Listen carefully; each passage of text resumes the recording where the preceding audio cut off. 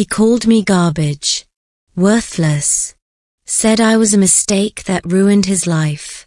But when he was lying there on a hospital bed, dying, it was my blood that kept his heart beating.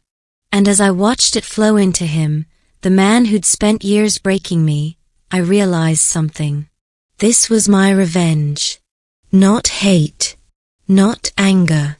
Compassion, the one thing he never deserved, and the one thing he could never forget. If you've ever dreamed of serving justice to someone who hurt you, not with violence, but with power, grace, and strength they can't touch, hit that like button, subscribe, and stay with me. Because this is the story of how I turned my father's cruelty into his punishment, by showing him what real love looks like. I used to think family meant love, warmth, belonging. You know, like those picture-perfect Christmas commercials where everyone's smiling around the tree, laughter bouncing off the walls, faces glowing from the light of the fireplace. But for me, family always felt like standing outside in the cold, watching through a foggy window while they laughed without me, feeling the sting of the wind on my skin, my breath turning to mist, knowing I'd never be invited in. My name's Victoria. I'm 24 now, and for as long as I can remember, I've been the unwanted one. Not because I did something terrible, not because I was difficult, but because I wasn't really theirs. I didn't know that for the first 12 years of my life. Back then, I just thought my dad didn't like me very much. He wasn't cruel, not at first. Just distant. The kind of man who would pat you on the head when you got an A, but forget to show up for your recital. He'd smile at my brother Ethan, clap him on the back, ruffle his hair, but when it came to me, his face was always carved from stone. Still, I tried to make him proud. Every drawing I brought home, every test I aced, every chore I did, all of it was just another attempt to earn a smile.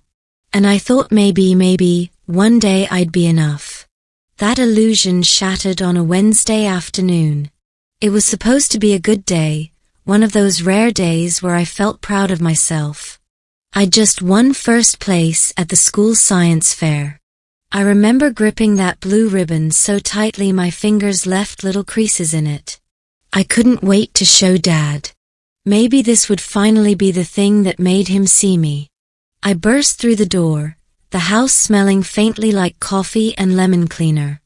I could hear his voice from the kitchen.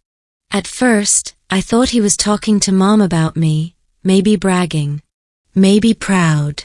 But then I heard the edge in his tone. Sharp, bitter. She's not even mine, Susan. Why should I care if she got a stupid ribbon? The words hit like a slap. Everything around me froze, the hum of the refrigerator, the ticking clock, even the air seemed to hold its breath. She's not even mine. I didn't move. I didn't make a sound. I just stood there, my heart pounding so hard I could hear it in my ears. The world felt like it was tilting, like gravity itself had betrayed me. I wanted to run in, to scream, "What do you mean I'm not yours?" But I couldn't.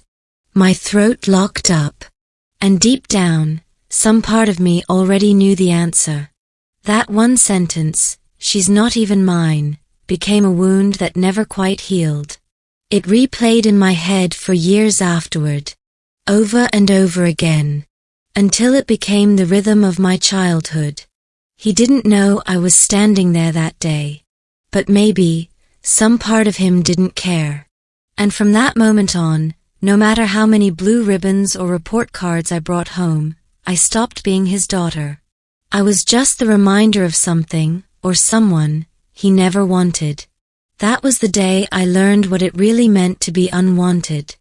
Later that night, after the words "she's not even mine" shattered what little innocence I had left, my mom sat me down at the kitchen table. The same table where I used to eat cereal before school. The same table where, without knowing it, I'd been living a lie. Her hands were shaking as she spoke, her voice low and careful, like she was unwrapping something fragile. She told me the truth. My biological mother was her distant cousin, a teenage girl who'd gotten pregnant and couldn't raise a baby. So my parents, well-meaning and freshly married, had agreed to adopt me when I was just a few days old.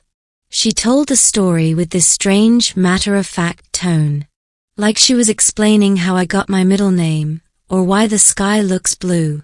But for me, the ground shifted.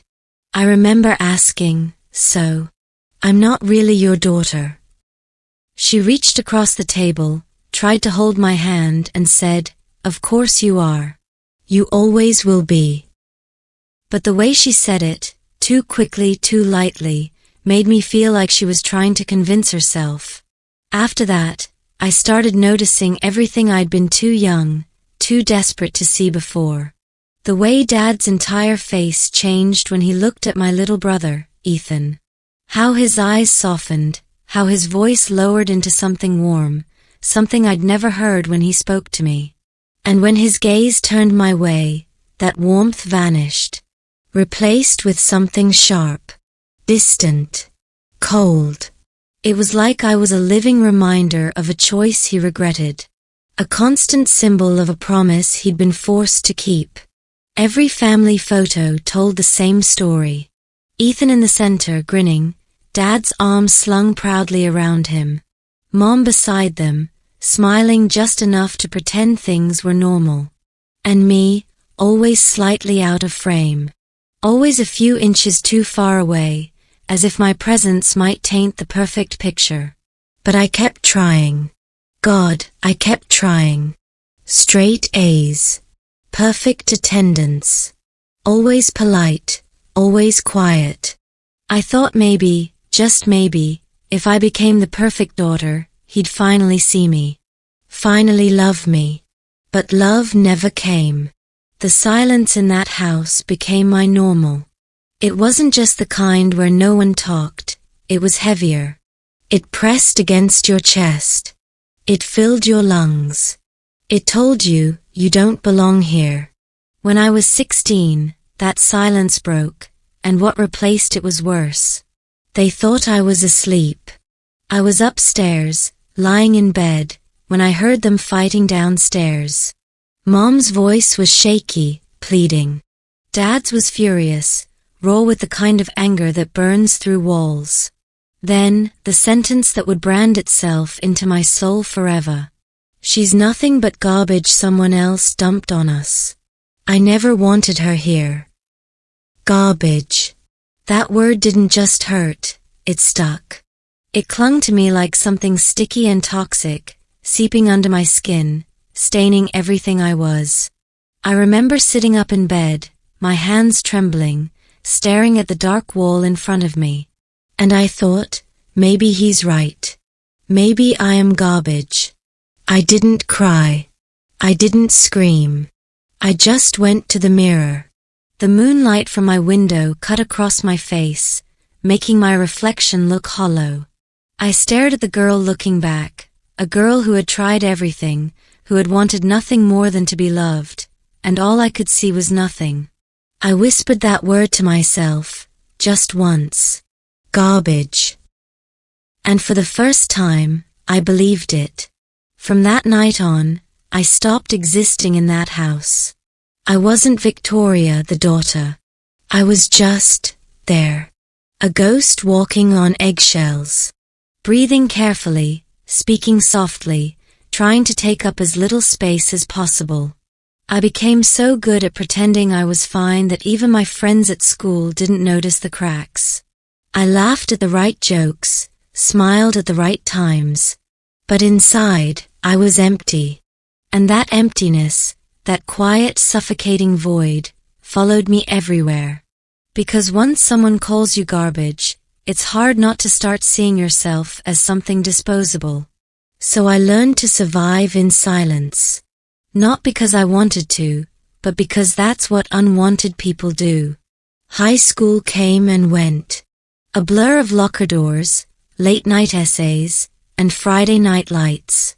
Ethan got trophies. Crowds chanting his name, teachers smiling wider when he walked by. Football games, hugs, praise. All the things I thought a family was supposed to celebrate together. And me? I got silence. A kind of silence that followed me home, settling between the walls, between bites of dinner, between every question I was too afraid to ask. I graduated with honors. Valedictorian, perfect attendance, a gold stole that felt like it weighed a ton. He didn't even show up. Mom said, he's busy with work. But I knew better. Busy was just another word for disinterested. So I stopped trying. Stopped waiting for him to notice me.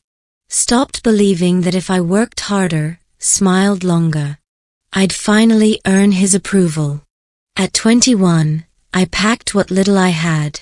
A suitcase, a nursing textbook, and the echo of a childhood I was ready to outgrow.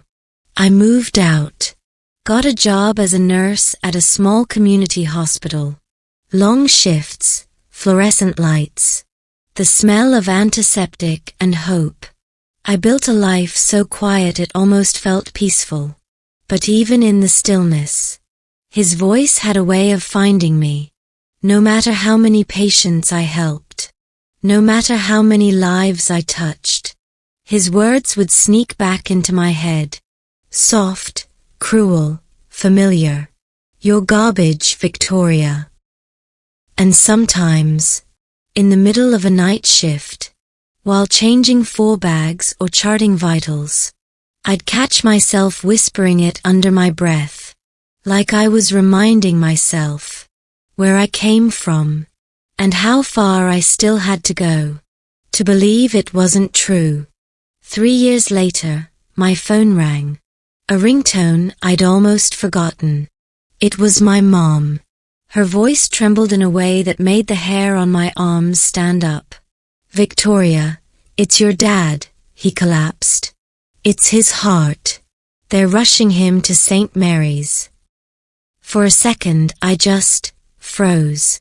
The world seemed to tilt, slow down, and every memory of his cruelty flashed in my mind like a jagged film reel. Every insult, every cold stare, every time he made me feel small enough to disappear. Part of me wanted to hang up, to say, not my problem, not my responsibility, to let the life I built in silence continue, untouched. But another part, the part that spent years learning how to save lives, the part that swore to protect people even when it hurt, couldn't ignore it.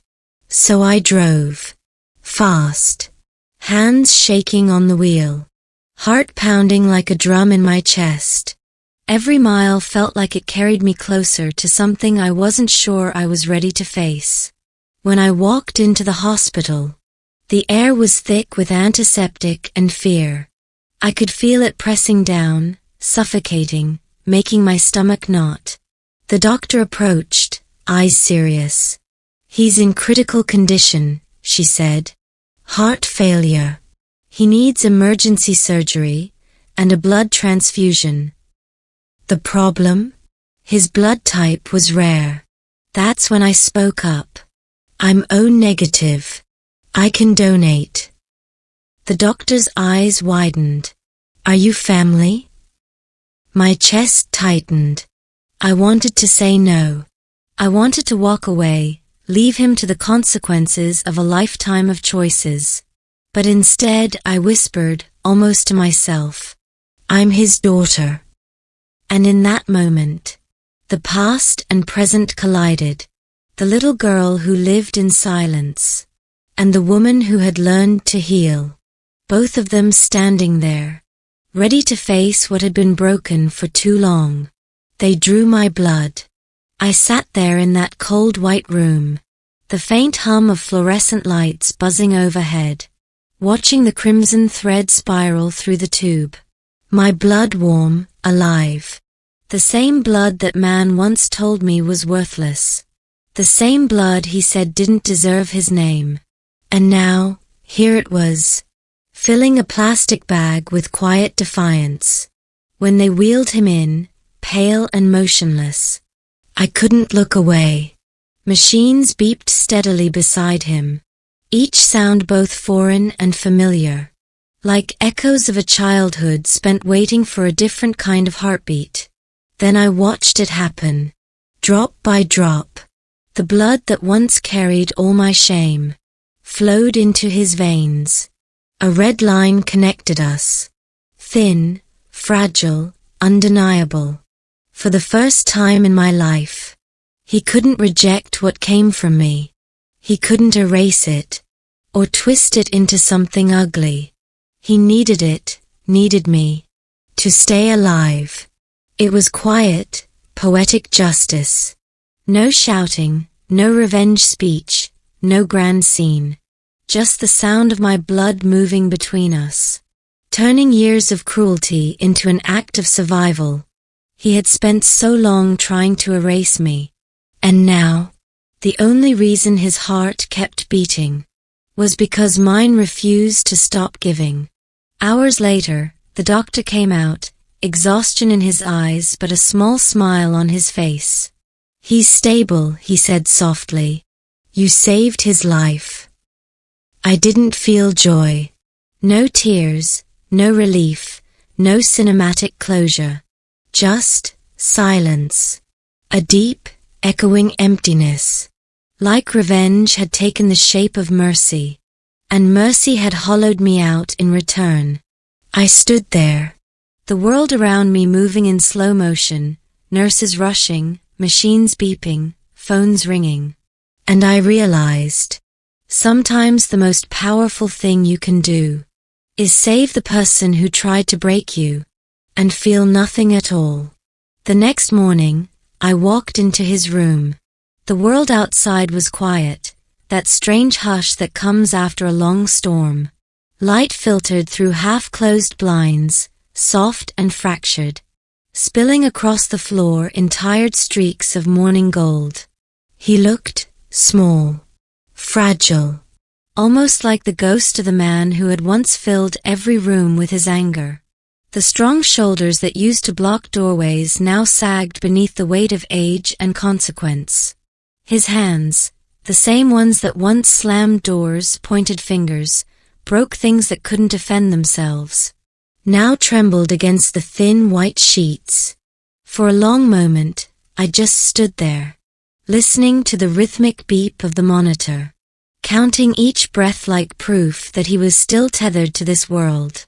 And then his eyes fluttered open. At first, he didn't see me, just stared blankly toward the ceiling, like his mind was trying to piece together where he was, who he'd become. Then his gaze shifted, and our eyes met. For the first time in years, he looked at me, really looked. His lips parted, voice weak, cracked. "Victoria." I took a hesitant step forward. "Yeah," I said quietly. "It's me." He blinked, confusion swimming through his tired eyes. "Why did you come?" The question landed heavy. Not cruel, just lost. Like he couldn't understand why the person he'd spent years pushing away was now the one standing at his bedside. I swallowed hard, my throat tight with words I'd rehearsed but never said. "Because you're my dad." He closed his eyes. A shadow crossed his face, not anger this time, but something deeper. Regret. Pain. A kind of breaking that no medicine could heal. When he finally spoke again, his voice was barely a whisper. "After everything I said to you, you should have let me die." The air left my lungs in a quiet tremor. A tear slipped down my cheek before I could stop it. I shook my head. "That's not who I am," I said softly. "You taught me hate, but I refused to learn it." He turned away then, his face tightening. And for a moment, I saw it. Not the man who scared me, but the man realizing what he'd done. The silence that followed wasn't empty. It was full, heavy with years of words that had never been spoken. And in that silence, I watched it happen. the slow crumble of his pride, the quiet birth of shame. That was the real revenge. Not watching him suffer physically, not seeing him hooked up to wires and machines, but watching him feel it. Watching him finally understand the damage he left behind, the weight of his cruelty, the truth that I had survived it, and that survival itself was the one thing he could never take from me. Before he was discharged, he asked to talk to me alone. The room was quiet except for the faint hum of machines and the slow, steady rhythm of his heart monitor, a reminder that he was still here, still breathing. I hesitated at the door. Old wounds don't fade easily. They may scar over, but they still ache when you get too close. But something in his eyes stopped me. They weren't hard anymore, not the same sharp blue that once looked through me with disdain. They were tired. Human. So I sat down. For a moment, neither of us spoke. The air between us was thick, not with anger this time, but with years of silence waiting to break. Then his voice cracked, rough and unsteady. "I owe you an apology," he said. He paused, swallowed hard. A lifetime of them. I didn't say a word. I couldn't. Part of me wanted to scream. Part of me wanted to run. And another part, the quiet part, just wanted to let him speak. He took a shaky breath. "When your mother wanted to adopt you, I was angry," he began. His hands twisted the edge of the blanket, eyes unfocused, like he was looking back through decades of mistakes. "I thought I could never love a child that wasn't mine. But when I held you the first time..." He stopped, his voice trembling. "I did. And it scared me." The words hit something deep inside me. A place I didn't even realize was still raw. "When Ethan was born," he continued, "I thought loving both of you would make me weak. So I pushed you away. Punished you for being there. I told myself it was discipline, but it was fear. And I was wrong." He started to cry. Not the loud, performative kind of crying that seeks forgiveness, but real tears, slow, heavy, unstoppable. The kind that come from the gut. The kind that mean the truth has finally found its way out. "You weren't garbage, Victoria," he whispered. "You were the only good thing I ever had." For a moment, I couldn't breathe. All those years. Every sleepless night, every ache, every whispered insult I turned into a survival mantra. They all rushed back like a wave breaking over me. And now, here he was, saying the words I had begged to hear as a child. But they didn't feel like victory. They didn't even feel like forgiveness. They felt like closure. Like a door slowly, finally, closing on the past. I swallowed hard, my voice barely more than a whisper. "You can't erase what you did," I said. "But I hope you mean that." He nodded, tears still spilling down his face. "I do. And I'll spend the rest of my life trying to prove it." And you know what? He did try. Little by little. Phone calls on my birthday. A card on Christmas with his handwriting shaky but sincere. He'd ask about my patience, about my life. He'd listen, really listen, like he was trying to rebuild what time had stolen. It didn't make the past disappear, but it made it quieter. And for the first time, that silence didn't feel like punishment. It felt like peace. It didn't happen overnight. Change never does. It comes in fragments, in small moments that accumulate until one day, you realize the world feels different. Little by little, he changed. He'd call me every Sunday without fail, just to ask how I was. His voice was still hesitant, still shaky, but there was something new. A genuine curiosity, a tenderness that had been buried under years of fear and anger. He'd visit me too. Not grand gestures, not forced apologies, but small things that felt impossibly brave. A bouquet of flowers, real ones this time, with a note in his shaky handwriting, for my daughter. One year, on my birthday, he handed me a small box. I opened it carefully, my fingers trembling, not with fear, but with the weight of everything that had led to this moment. Inside lay a silver bracelet, delicate yet strong. Engraved on it were words that made my chest tighten. To my daughter, the one who saved my life twice. I looked up at him, eyebrows raised. Twice. He smiled, weak but sincere, eyes glistening. Once with your blood, and once by forgiving me. And in that moment, I understood something profound, something I had carried in silence for years. Forgiveness isn't weakness. Forgiveness isn't forgetting. Forgiveness is the most brutal, undeniable kind of revenge there is, because it forces the person who hurt you to live with the weight of their actions, to see clearly the harm they caused, to reckon with it every day, while you finally get to live free. Free from fear, free from hatred, free from the chains of their cruelty. I slipped the bracelet onto my wrist, cold metal against warm skin, and let the moment settle into me, like sunlight finally reaching the corners of a room that had been dark for too long.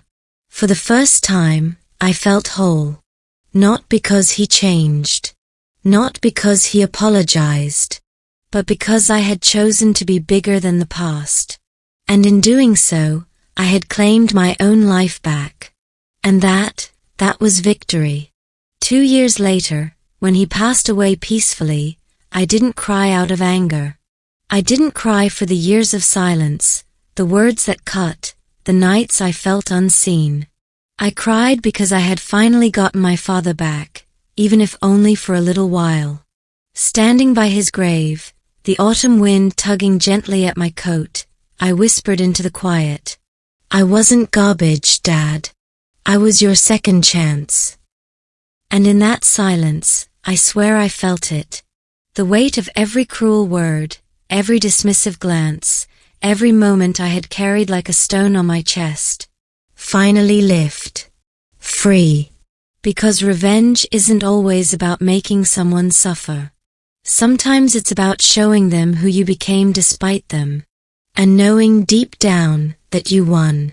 They say the best revenge is living well. But sometimes, it's subtler, deeper.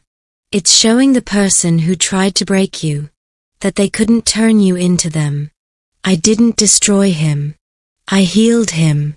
And that quietly, painfully, irrevocably destroyed his pride. That's real power. If this story gave you chills, hit that like button. It helps more people find these true stories of karma and strength. And tell me in the comments, do you think forgiveness can be the ultimate revenge? Don't forget to subscribe for more stories that prove, sometimes, the kindest heart delivers the coldest justice.